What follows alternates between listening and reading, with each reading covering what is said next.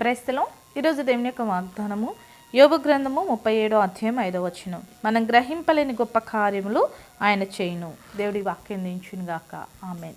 అవునండి, మనం చాలాసార్లు అనుకుంటాం కదా, నా జీవితంలో గొప్ప కార్యాలు జరుగుతాయా, నేను గొప్ప కార్యాలు చూడగలుగుతానా, గొప్ప కార్యాలు నా జీవితంలో పొందుకోగలుగుతానా అంటే అది ఖచ్చితంగా నువ్వు చూడగలుగుతావు, పొందుకోగలుగుతావు.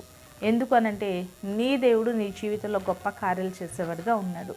కాబట్టి ఏ విషయాన్ని బట్టి కూడా నువ్వు అధైర్యపడొద్దు. నా జీవితంలో ఇంకా గొప్పవి జరగవు అని చెప్పి నిరుత్సాహానికి కూడా నువ్వు గురి కావద్దు. ఆయన కార్యములు మనం గ్రహించలేనియండి.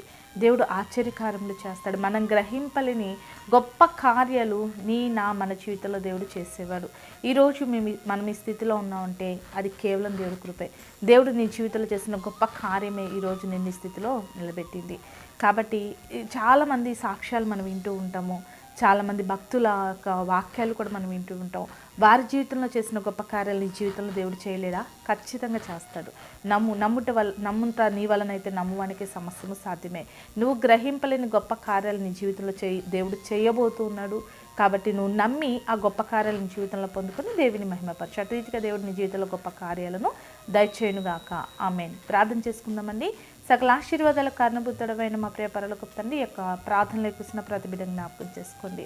ఆశ్చర్యంగా గొప్ప కార్యాలు చేయగల గొప్ప దేవుడు నీవయ్యా. నీ మీద విశ్వసించి నమ్మకముతో నువ్వు చేసే గొప్ప కార్యాలు పొందుకొని మహింపరచే కృప ప్రతి ఒక్కరికి దయచేయమని యేసుక్రీస్తు నామములో ప్రార్థిస్తున్నాం తండ్రి. ఆమేన్.